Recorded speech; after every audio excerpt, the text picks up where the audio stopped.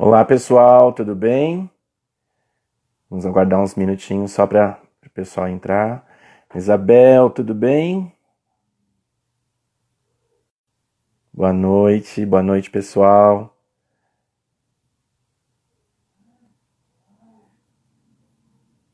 O som tá bom? Vocês estão conseguindo me ouvir com clareza?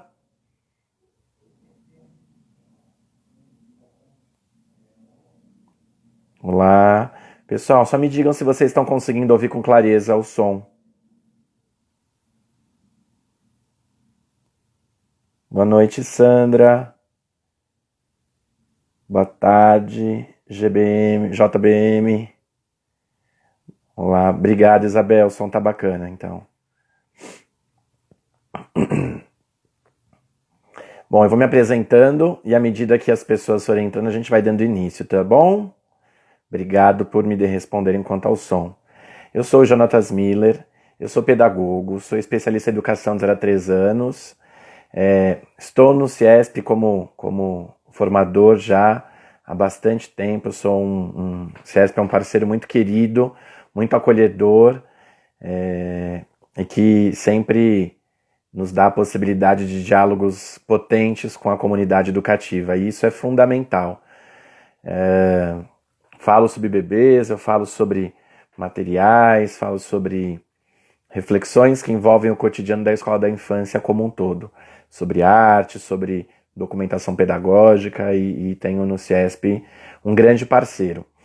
Sou também formador, sou autor de material de educação infantil, eu sou formador de vários municípios, de várias escolas, de várias ONGs, também sou idealizador do ateliê Monta e Desmonta, e venho trilhando um caminho muito particular na educação infantil, com um olhar muito singular para as infâncias, né, para essas culturas infantis que despertam os espaços educativos.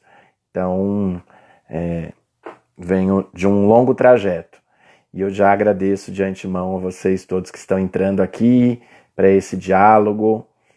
A gente vai falar sobre os materiais de largo alcance e o brincar na escola da infância. Um tema bastante pertinente, sobretudo nesse tempo em que a gente está em suspenso dentro das escolas, né? De que maneira que nós podemos ofertar possibilidades do brincar para essas crianças e que tenham efetividade na construção de estruturas cognitivas e psíquicas que possam ajudar essa criança a cada vez mais se colocar numa posição de sujeito competente e capaz. E aí a gente parte um pouco dessa ideia de trazer reflexões sobre esse cotidiano tão necessário para que a gente construa de fato olhares significativos. Então, acho que é um pouco dessa ideia. Mas antes da gente entrar de fato nos materiais, eu acho que é importante a gente pensar para qual escola a gente está falando, né? Que concepções que abarcam essa escola e vão dando... Boa noite, pessoal, boa noite. E vão dando significado para as práticas docentes, para as experiências, o percurso de aprendizagem das crianças, dos bebês, crianças bem pequenas e crianças pequenas. Eu acho que isso é fundamental para nós, pensarmos de que maneira que a escola da infância se organiza para acolher essas culturas infantis e de que forma que ela enxerga a criança sujeito. Então a gente parte do princípio, claro, de que a criança é um sujeito capaz e competente e a escola não é um mero transmissor de conteúdos. Então a gente já parte desse princípio. Como é que a gente vai desenhando esse perfil dessa escola, né? Se é uma escola que se pauta só em atividades estéreis, que ocupam a criança para que ela possa estar pronta, vir preparando, uma escola preparatória, uma escola depositária, a gente está falando de um lugar que não existe mais nos documentos legais e na educação contemporânea. né? Essa educação conteudista que coloca a criança só como uma cabeça que precisa executar e esquece o corpo, esquece as relações. Isso não traz nenhum conhecimento efetivo, a não ser um conhecimento que coloca essa criança numa posição preparatória. Então é desse lugar que eu venho falando. É desse lugar que olha a criança como um sujeito, que olha a criança como alguém competente, capaz, potente, e que desde que nasce tem condições suficientes de atuar no mundo e ir conhecendo essa forma de viver essa sua construção, a construção do seu eu, a construção da sua subjetividade. Então é para que a gente possa olhar para as nossas práticas e pensar novas maneiras de propor situações que ofereçam aprendizagens significativas e que levando em consideração os princípios éticos, estéticos e políticos pautados na Lei de Diretrizes e Bases, nas diretrizes curriculares nacionais e na BNCC. Eu acho que esse é um grande ponto para a gente pensar, né? Quando a gente fala do princípio ético, é do respeito ao bem comum, à igualdade, respeito às diferentes culturas. Quando a gente fala do princípio político, é de pensar, né, no exercício dessa criticidade, do respeito e da ordem democrática, uma educação democrática. E quando a gente fala desse princípio estético, é pensar na sensibilidade, dos princípios da criatividade, da ludicidade, da liberdade de expressão nas diferentes linguagens que a gente vive. Então, a partir desse olhar é que a gente vai falar dessa ideia desses materiais de largo alcance, porque eles são os grandes propositores, de fato. Tem a intencionalidade do educador, mas tem essa organização que coloca a criança na posição de pesquisadora, de investigadora, de construtora de teorias, e é disso que a gente está falando, né? E o Francesco Tonucci, ele fala que material é tudo aquilo que se faz, com que se faz algo, que serve para produzir, para inventar, para construir, e que a gente deveria falar de tudo que nos rodeia, desde a água até a terra, das pedras aos animais, e do corpo até as palavras, incluindo as plantas e as nuvens. É bastante poético isso, né? E nos traz uma reflexão profunda, porque nos coloca a pensar que material é aquilo que está no mundo. Tudo aquilo que está no mundo é material. E pensar, por exemplo, na materialidade que esses materiais possuem, é entender como essas substâncias são essas substâncias que formam essas coisas, né, que são esses materiais. Então, entender daquilo que algo é feito, a qualidade de um material. Então, material e materialidade transitam muito por isso. Material é tudo que está no mundo, que possa ser palpável, né? E dessa maneira a gente vai entendendo que a escola oferece um espaço muito pequeno para essas investigações, para essas relações, porque a gente parte do princípio do brincar, desconsiderando todo um histórico, e eu falei isso numa live sobre brincar livre, mas desconsiderando todo um histórico que é o de pensar que um bebê, assim que nasce, não brinca da mesma forma que uma criança de 3, 4, 5, 6 anos. E o que a gente faz quando o bebê nasce? A gente dá uma boneca, dá um carrinho, sem considerar que esse bebê precisa se ocupar de si, para se entender no mundo, para depois ir para uma fase exploratória, de tocar nos materiais, entender essa materialidade, entender essas características desse material, para depois começar a atuar com esse material no mundo. Mas antes dele usar o material com o significado cultural que ele é feito, que ele é produzido, que ele é intencionalmente usado, ele experimenta de outras inúmeras formas. E é nessa maneira, que ele começa a criar pensamentos projetuais, criar processos de construção de teorias e investigações, né? Ele vai investigando e vai descobrindo como determinado material vai se apresentando, como ele é transformado, e nisso ele vai ajudando a criança a adquirir conhecimento sobre esse material que é explorado, mas também sobre textura, sobre a forma, sobre a configuração, a cor, a aparência, o peso, a dimensão. E nesse processo, ele vai construindo quem ele é consigo mesmo, quem ele é nesse mundo. Então, nenhum processo é descolado, é só individual, ele é individual e coletivo ao mesmo tempo. Adoro ouvir suas reflexões. Obrigado, Silvia, que bacana. Bacana que vocês estão aí. E nesse sentido, a gente vai dando para essa possibilidade de fazer uma educação diferente, né? A criança vai descobrindo, vai se colocando como sujeito cognoscente, vai se colocando como sujeito que quer conhecer o mundo, que tem a capacidade de conhecer, de produzir conhecimento. Então ele é pesquisador, é curioso, ele vai construindo teorias que vão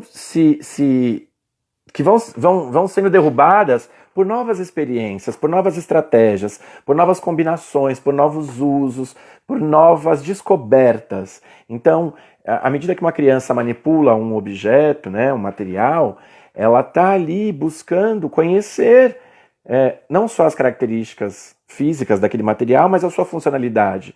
E como ela não está, entre aspas, contaminada ou tão imersa nessa cultura que a gente vive, que dá significado muito estanque para cada coisa, ela vai testando possibilidades. Por isso, a ideia dos materiais de largo alcance na escola da infância é tão necessário. Por isso que quando a gente oferece materiais, a gente precisa saber muito bem aquilo que a gente está fazendo, né? E aí, vou trazer uma reflexão bastante complexa, né? A criança não necessita de brinquedos, ou melhor, ela não precisa de brinquedos prontos, né? Porque o brinquedo ele tem uma função muito específica. Ele é feito para aquilo e é daquilo que a criança vai brincar. Ela não consegue, desculpem mexer aqui, mas é que eu estou arrumando para não cair. Ela faz aquilo que o objeto tem como funcionalidade, né? E nós adultos, a gente tem por hábito desqualificar esses materiais mais simples, esses materiais de refúgio, esses materiais que a gente considera como recicláveis, ou se não, a gente é aquele professor artesão, sabe aquele professor que pega uma lata de pomarola e faz um porta-joias, ou que pega uma garrafa PET e faz um vai e vem. Então é muito nesse sentido, porque a gente precisa atribuir um significado para aquele material. Precisa dizer que aquilo não é lixo, que aquilo pode se transformar num brinquedo. Mas o material por si só já é um objeto de pesquisa, já é um objeto de manipulação, já é um objeto de investigação e já é um brinquedo. Então eu acho que parte muito do princípio de que nós vamos construindo olhares. E são esses olhares que vão nos colocando como investigadores também. Investigadores desse processo de descoberta que a criança tem, né? De propositores de provocações. O Rubem Alves fala que a gente precisa ser o professor, precisa ser educador do maravilhamento, do espanto. E se eu faço muito isso, adoro fazer brinquedos. Todos nós, né, vivemos, porque é uma ideia que a gente traz de que o material precisa ter uma outra função e a gente precisa transformar ele. Mas ele por si só, ele é um provocador.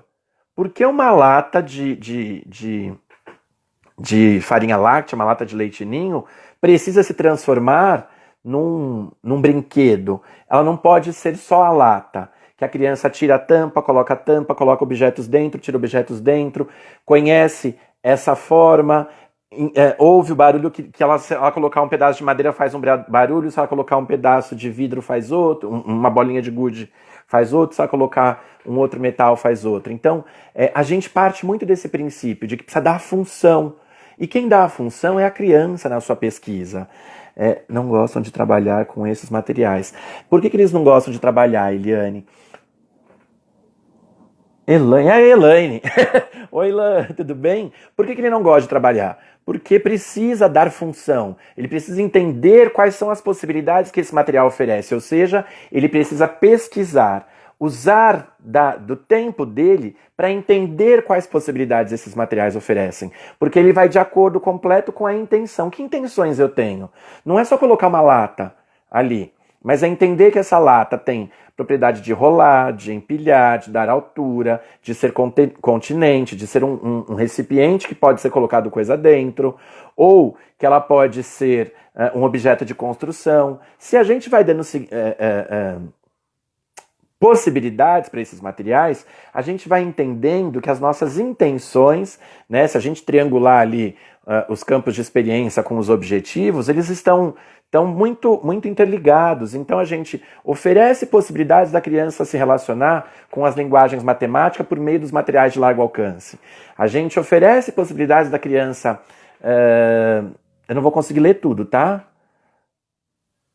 Não, as crianças... É bem isso mesmo, é um objeto, é um universo muito rico.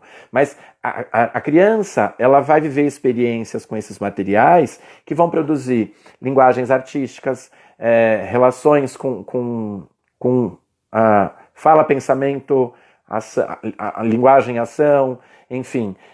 Todos os campos de experiência vão se relacionando e a gente vai entendendo que quando uma criança cria com um material de largo alcance, que são esses materiais que a gente encontra, né, ou que a gente considera como recicláveis, ou que são refugos de grandes indústrias, né, são reaproveitáveis. Então, a gente não pode dar uma função específica para ele. A gente tem que entender quais as funções que ele podemos atribuir a ele. Ou seja,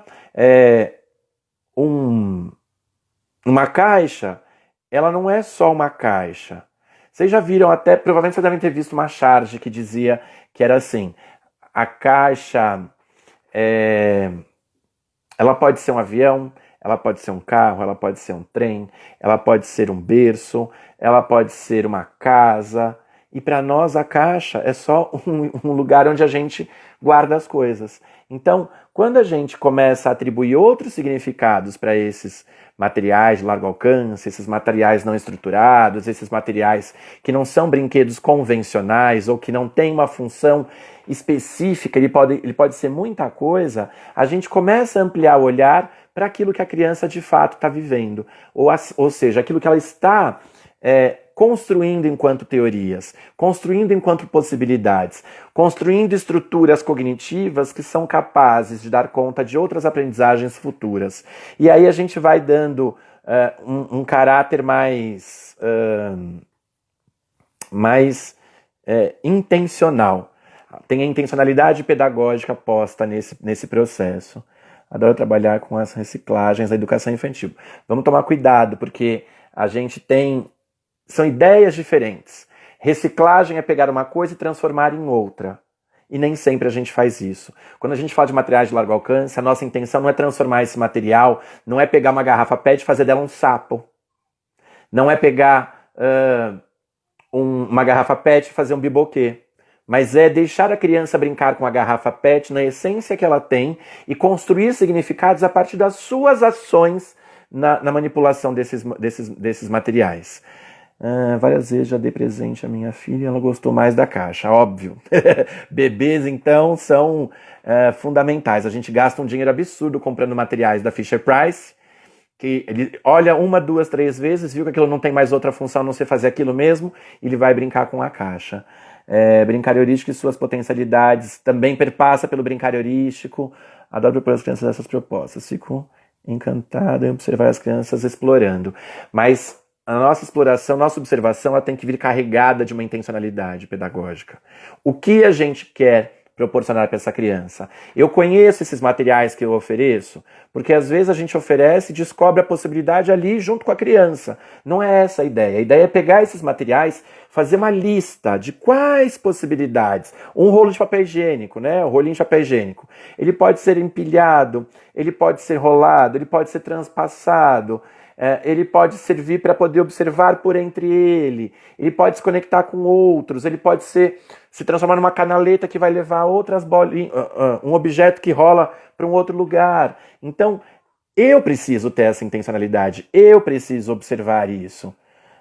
Sua imaginação e criatividade, mas apoiada pelas nossas intencionalidades. Óbvio que a gente não vai conseguir achar tudo, até porque a gente vai perdendo a magia, o encanto do olhar, quando a gente vai amadurecendo e se tornando adulto. E a criança tem esse olhar muito mais descortinado, então a gente para olhar essa criança, mas as intenções vêm da gente, né? E quando a criança vai usando a sua mão, vai usando a mente para agir sobre esses materiais, ela vai criando gestos, vai dando significados, vai instrumentalizando como...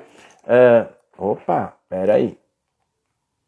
Instrumentalizando como ela consegue adquirir determinadas habilidades nessas manipulações, que experiências, que estratégias, quais regras vão surgindo de tudo isso, a criança vai construindo uma forma de compreender o mundo, que a gente chama de gramática do uso dos materiais, né? É uma espécie de alfabetização neural que vai se dando a partir dessas manipulações e que isso tem a ver com esses processos investigativos das crianças, que vai sendo descoberto pelas próprias crianças em parceria com os adultos, em parceria com um adulto que acredita nessa capacidade, que ela seja tão capaz e competente que a gente interfira muito pouco. O nosso papel seja muito de observação, nosso papel seja de investigador desses processos. Como eu estava dizendo, Deb Schraul, a gente tem que tomar cuidado para entender qual é o nosso papel enquanto educador, né, da gente brincar quando a gente for solicitado. Porque quando a gente brinca, a gente determina para a criança como é que tem que ser feito. A criança olha para nós como adultos e entende que nós é que sabemos fazer. E aí a gente acaba podando processos exploratórios dessa criança, podando... meu pai eterno, tá tudo caindo aqui. Podando processos exploratórios dessa criança e podando a possibilidade dela descobrir e entender como esse mundo se relaciona, como esses materiais se relacionam com os conhecimentos que ela está produzindo ali no mundo. Então acho que é muito nesse sentido que a gente vai dando conta de entender, né? E à medida que essa criança vai construindo essas relações e essas possibilidades de atuação com esses materiais, ela há uma transformação, uma modificação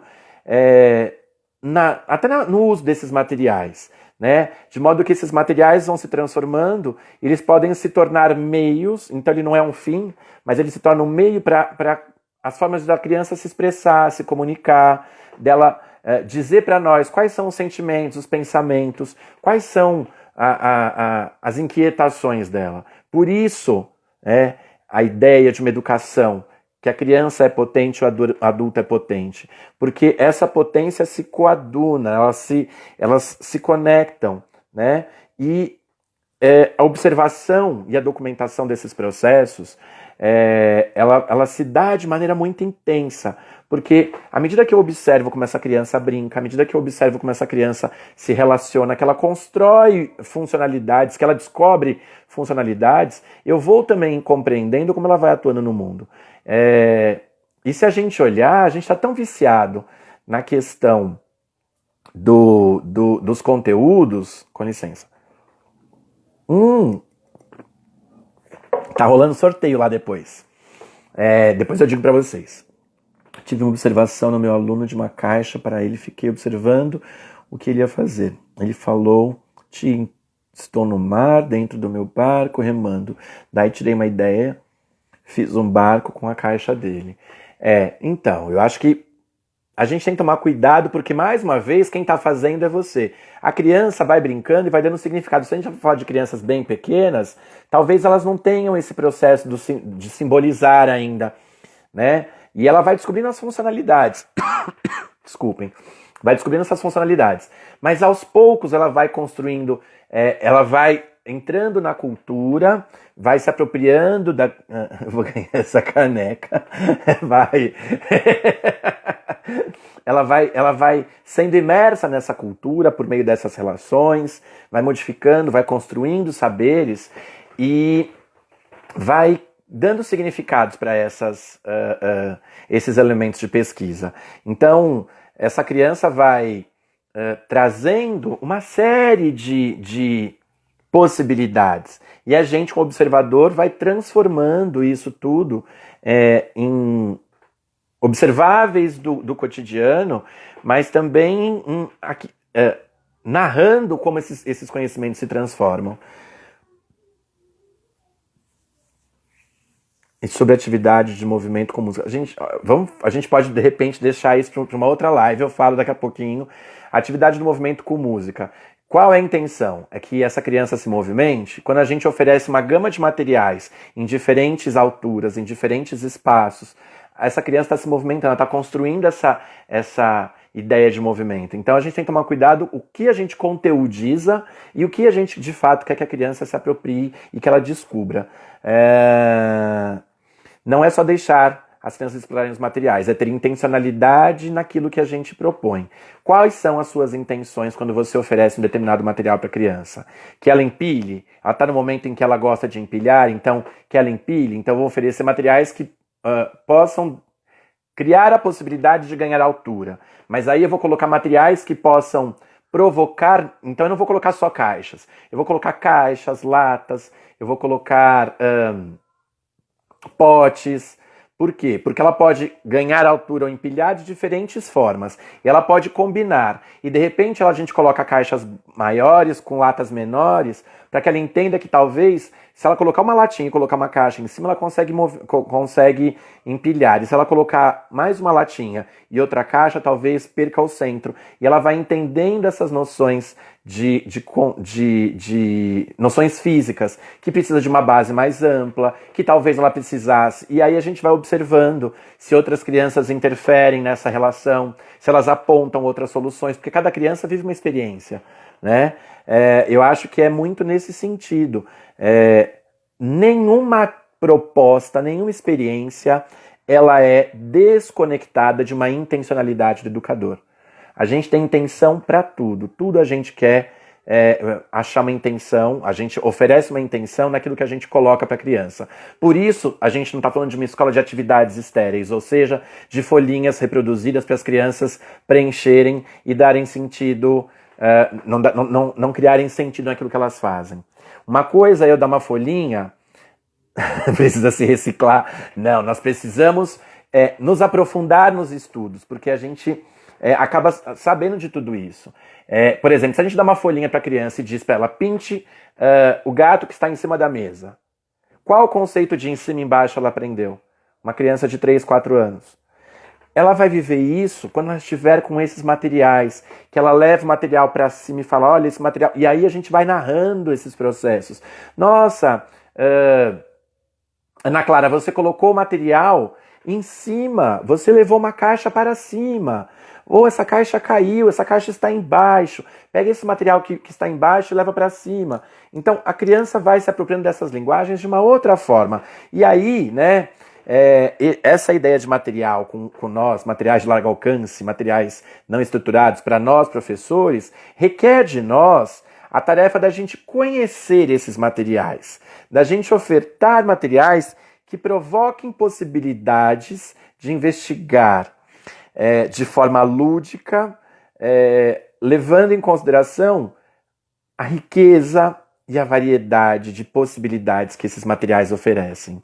Então, é muito comum a gente ver um grupo de professores despejarem uma caixa de materiais recicláveis para essas crianças. E não é só isso. O que eu quero quando eu coloco esses materiais em relação? Esses materiais vão entrar em relação com a criança vai entrar em relação com esses materiais, a criança vai estar em relação com outras crianças, que talvez tenham experiências diferentes das delas na manipulação desses materiais. E isso vai ampliando esses processos. Muito interessante, a criança encontra a função da caixa, exatamente. E a criança vai ampliando as possibilidades e as formas de utilizar esses materiais, de modo que ela vai construindo narrativas. Quantas e quantas vezes a gente vê as crianças pegando o lápis e a borracha e transformando eles em personagens, e dá significado, e constrói uma narrativa, constrói uma história, mas a gente desconsidera tudo isso e faz o quê? Vamos contar a história do Chapeuzinho Vermelho. E se a criança está ali construindo uma outra narrativa a partir das experiências dela, e a gente não dá voz, não dá ouvido para isso, a gente coloca essa criança numa posição simplesmente de ser um objeto que está submetido à minha vontade de fazer. Gente, já foi meia hora. Minha vontade de falar, de fazer aquilo que eu programei e determinei que ela quisesse, que ela deveria aprender. Então, de materiais não estruturados, né? É bacana isso. Tá, Luana? Materiais não estruturados, materiais de largo alcance. E aí, por exemplo, a relação das crianças com materiais naturais. Eles oferecem para a criança a possibilidade de construir sua percepção sobre o mundo e o universo natural. Num diálogo muito, muito próximo com essa anatomia da natureza. Então, tem até porque, assim, se a gente for pensar esses elementos da natureza, eles têm uma infinidade de propriedades. Nenhum graveto é igual ao outro, eles podem ser similares. Nenhuma flor é igual a outra, elas podem ser similares. Nenhum tronco, nenhum caule é igual ao outro, porque cada um é como nós. Nem os gêmeos são, por mais idênticos que sejam, não são iguais, porque eles têm uma impressão digital diferente, né? Não, fica mais tempo. Vamos ver se a gente consegue segurar aqui um pouco mais. Então, é nesse sentido que a gente vai dando possibilidade dessa reflexão, né? Então, o material, ele tem uma riqueza, ele é multifuncional, ele é polissensorial, ele tem um cromatismo incrível, ou seja, uma gama de cores muito variada. Se você olhar para uma mesma árvore, nem todas as folhas são da mesma cor. Nem todas as folhas são iguais. Tem tamanhos, de diferentes tonalidades, embora sejam da mesma árvore. E acho que isso é importante a gente levar em consideração, né? À medida que essa variedade, né? essa variedade de tamanho, de forma, de cor, de matéria se apresenta para a criança, a gente está dando informações sobre o mundo. E aí não preciso dar para a criança aprender as cores, né? Se eu coloco essa criança na relação com esses materiais naturais, materiais artificiais, materiais transformados naturais transformados, e quando eu amplio o olhar da criança, irão construir uma história. Você considera construtivo para as crianças? Sim. Mas eu digo, tudo está pautado nas nossas intenções. Não é no que eu ensino, mas naquilo que a criança aprende. E quando a gente olha para essa variedade, essa coleção de elementos da natureza que as crianças fazem, se vocês olharem para os espaços de vocês vão ver que são espaços, muitas vezes, frios, sem acolhimento. Porque talvez não sejam espaços em que a natureza seja presente.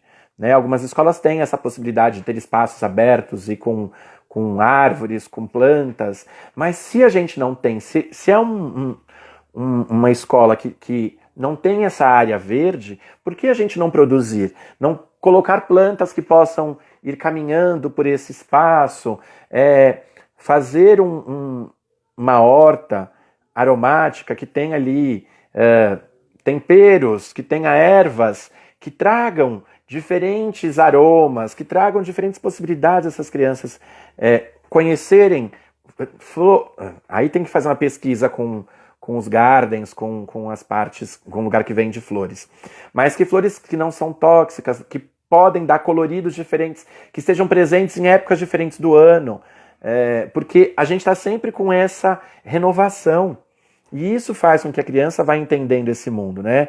Então, a gente tem que aproveitar ao máximo todos esses espaços disponíveis do ambiente, né? Organizando com intencionalidade pedagógica, oportunizando explorações, invenções, criações, promovendo essas relações, que a gente, enquanto adulto, ofereça uma infinidade de possibilidades, essa diversidade gigantesca, mas que sejam seguros para essa manipulação, que sejam materiais que coloquem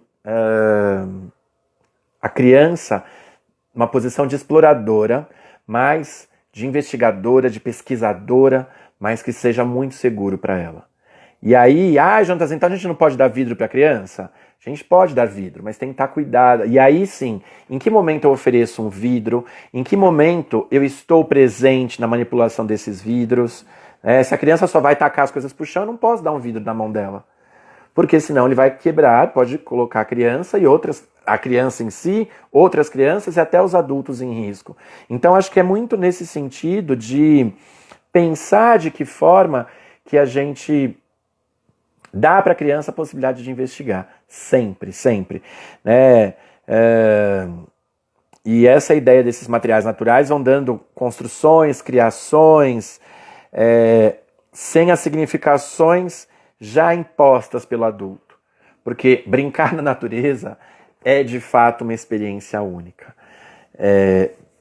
Os materiais não têm a função que um brinquedo tem. Então, o adulto deixa de controlar aquilo que a criança precisa de fato aprender, né? E aí, também quando a gente oferece materiais artificiais para as crianças, ou seja, que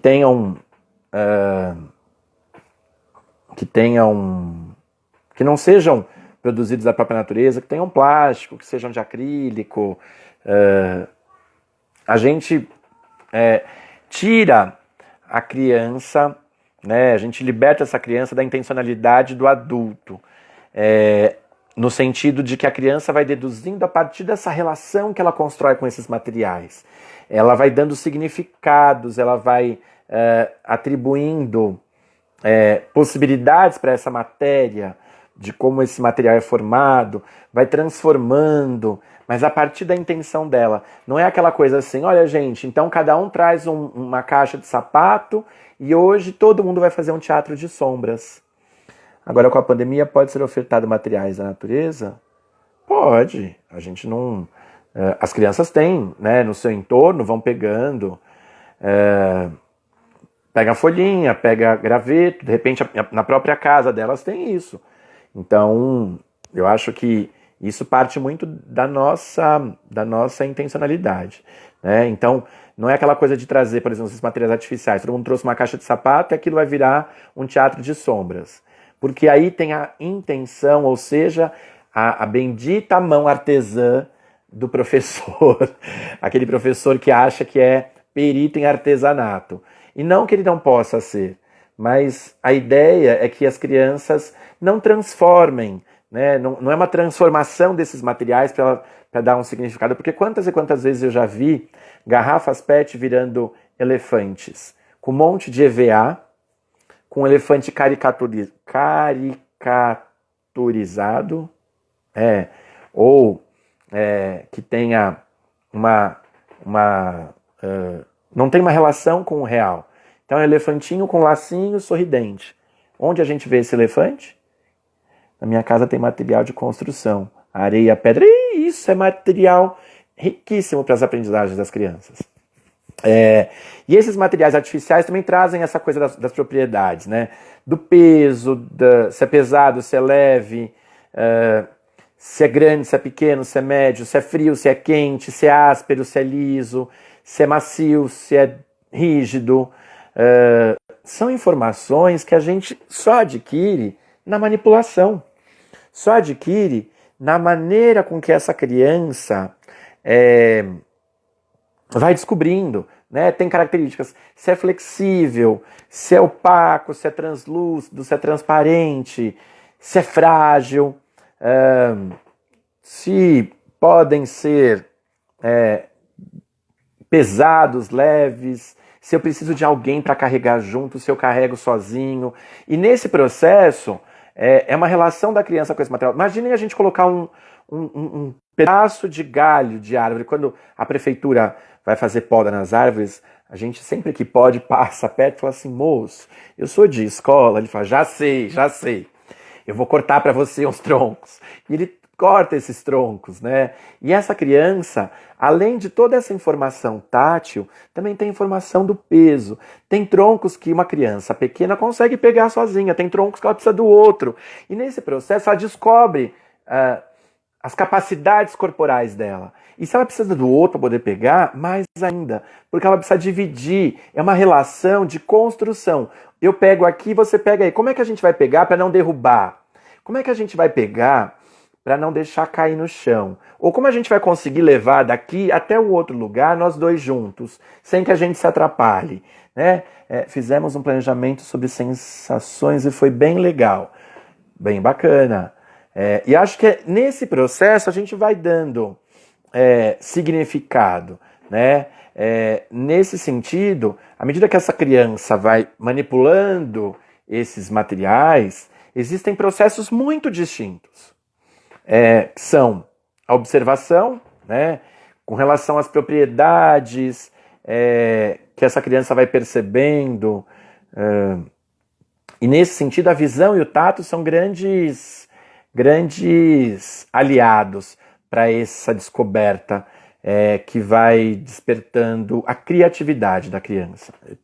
Meu Deus do céu.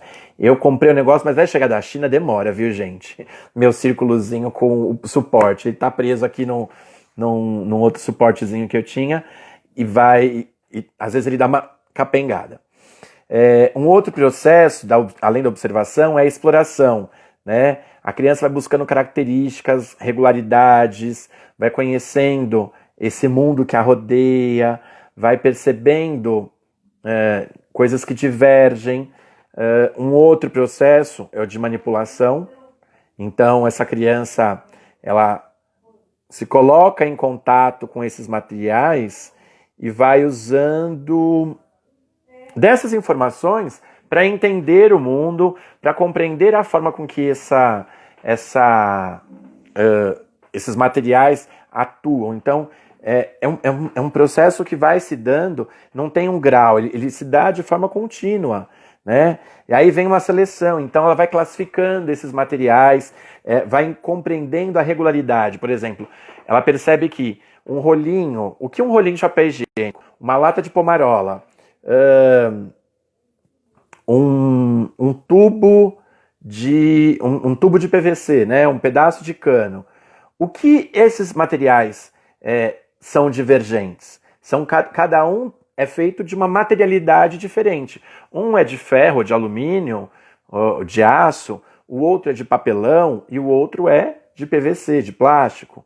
Mas o que eles têm em comum? Porque todos eles podem ser rolados. Alguns deles, e aí vai percebendo, então assim, entre uma lata que pode ser rolada, um tubo um cano pode ser rolado e um tubo de rolinho de papel higiênico podem ser rolados, então os três são rolados. Porém, 2 deles só servem para ser transpassados, que pode ser colocado um objeto dentro e passar. A criança vai construindo esses olhares. E sem que a gente...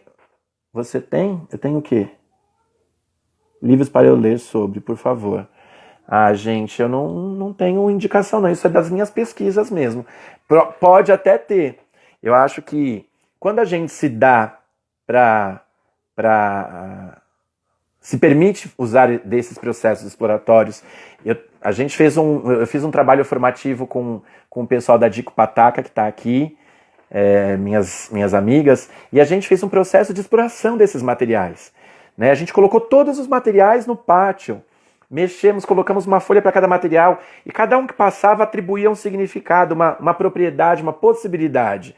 Depois a gente foi manipulando e acrescentando e vivendo, na experiência, né? Provavelmente deve ter literatura para isso, mas eu não tenho de cabeça, não. Minhas práticas, né, é daquilo que eu leio. Se a gente lê na Sem Linguagem, se observar as experiências que a gente vive em Reggio Emília, no próprio Jardim Fabulinos, das Alês, né, em Aleté. Então, acho que tudo isso vai dando para a gente a possibilidade de conhecer cada propriedade desses materiais. Mas é também se permitir essa investigação. Escreve, você tem muito conhecimento. Tenho tanto assim, não. Mas é se permitir essa investigação. Porque essas comparações precisam partir da cabeça do adulto. Entender. Foi sensacional essa experiência na Dico. Foi muito, né, Paula? A gente precisa entender. Então, quando eu coloco uma lata, um tubo um rolinho de papel higiênico e o próprio tubo de PVC, eu dou características semelhantes, mas eles são diferentes em vários aspectos. E à medida que a criança vai manipulando, ela vai percebendo isso. A gente vai se colocando como pesquisador também. Só que eu pesquiso por um outro lado, com as minhas intenções. Eu quero que essas crianças descubram que esses materiais podem ser rolados. Eu quero que essas crianças descubram que esses materiais, embora sejam de materialidades diferentes, eles têm semelhanças. E aí, como é que eu organizo isso? Como é que eu vou dando essa possibilidade, né, nessa comparação e na experimentação, que é permitir que a criança procure e prove novos elementos, que ela identifique usos e resultados que vão se dando a partir dessa criatividade que ela vai colocando em jogo. Vai pondo as intencionalidades dela, aquilo que ela já viveu, aquilo que ela já experimentou e aquilo que ela viu o amigo fazer, né? Então, a criança vai se colocando numa atitude de investigação que é calma, né? Porque precisa de tempo para se concentrar, para perceber. Não adianta eu preparar um momento de 15 minutos, como uma espécie de ponte ou de passagem de uma atividade estéril para outra.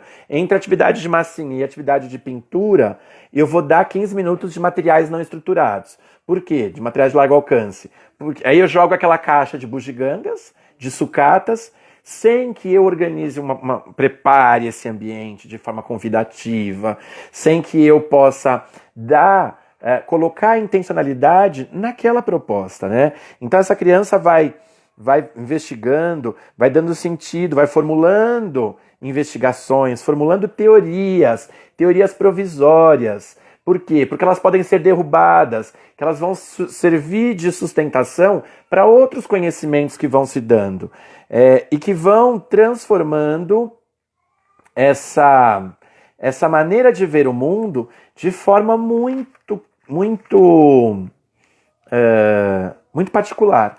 Tem um autor, né, é o Bernard Alcoutier, ele diz que que é um equívoco a gente pensar, eu até tomei nota aqui, que uma criança pequena organiza intelectualmente um projeto antes de executá-lo, tal qual fazem os adultos. O pensamento vai se elaborando à medida que ela executa a sua ação numa dialética permanente, ou seja, ele diz, né, ele diz que para nós, a gente fala assim, eu quero fazer uma casa. A gente pensa que tem que fazer tal coisa para essa casa se estruturar. A criança não. Ela não pensa e vai projetando. Esse pensamento projetual vai se elaborando à medida que ela vai crescendo. Mas o processo primeiro é manipulatório, é dessas descobertas, é de combinar um material com o outro. E aí essas teorias vão surgindo, vão dando arcabouço para essas construções mentais, essas aprendizagens se transformarem em conhecimento cada vez mais efetivo. E aí, né, as crianças pequenas vivem num mundo de objetos. Para eles tudo é objeto, né?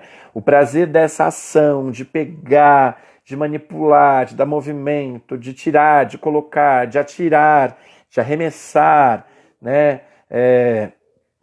De repente entrar dentro, sair. Entrar dentro é meio pleonasmo, né? Mas de entrar e sair, colocam essa criança em relação com o que a gente chama de jogo, né?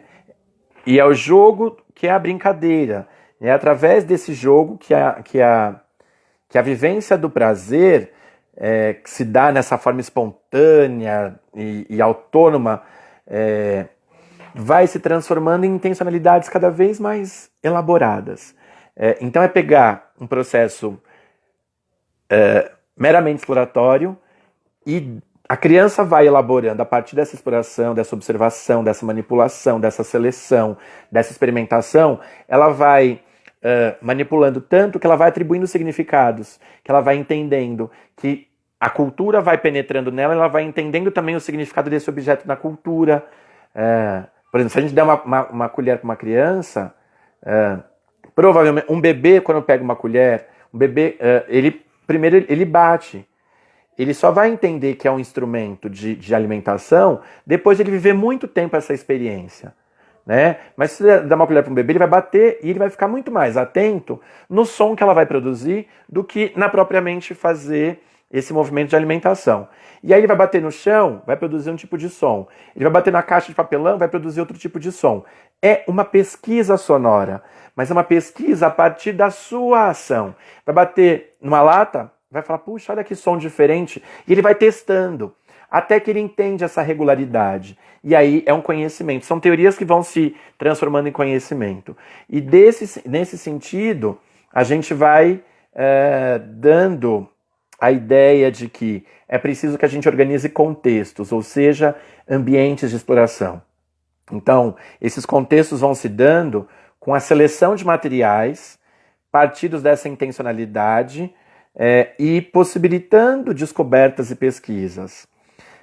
Esses espaços da escola, eles deixam de ser salas de aula e se transformam em espaços polivalentes, que cumpram distintas funções. Ou seja, a sala não é uma sala cheia de carteiras, de cadeiras e de mesinhas, que as crianças sentam e ficam lá preenchendo folhas e folhas e folhas. Mas é um espaço de vida, é um espaço de exploração, é um espaço de construção de saberes, é um espaço em que esses elementos não estruturados, esses materiais de largo alcance, são fundamentais e provocadores de pensar, provocadores de teorias, que partem a princípio das intencionalidades.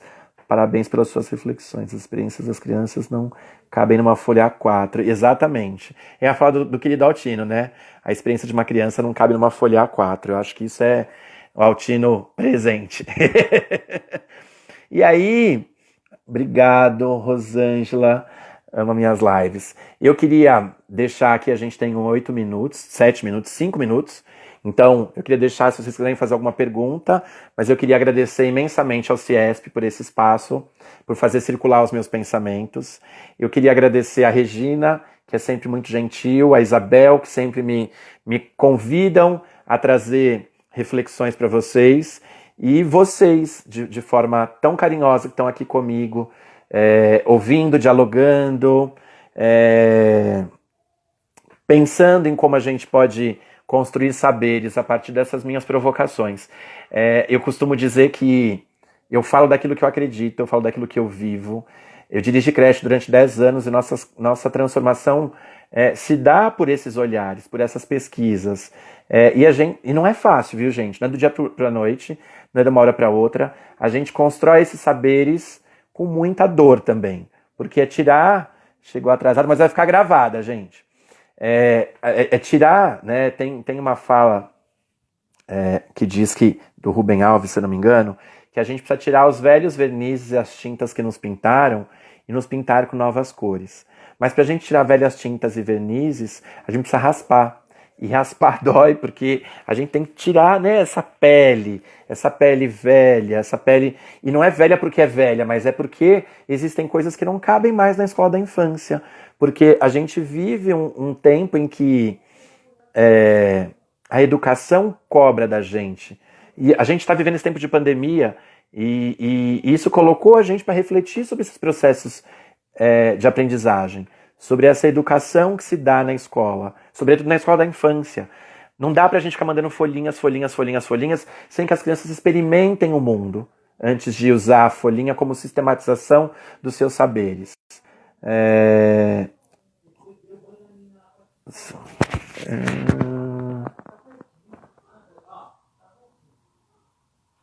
Obrigado, gente. Colega de profissão, parabéns pela live, Silmara. Obrigado, Silmara. É muita gente falando. Eu não consigo acompanhar, gente, porque eu sou uma pessoa que, se eu foco a atenção num lugar, eu perco do outro.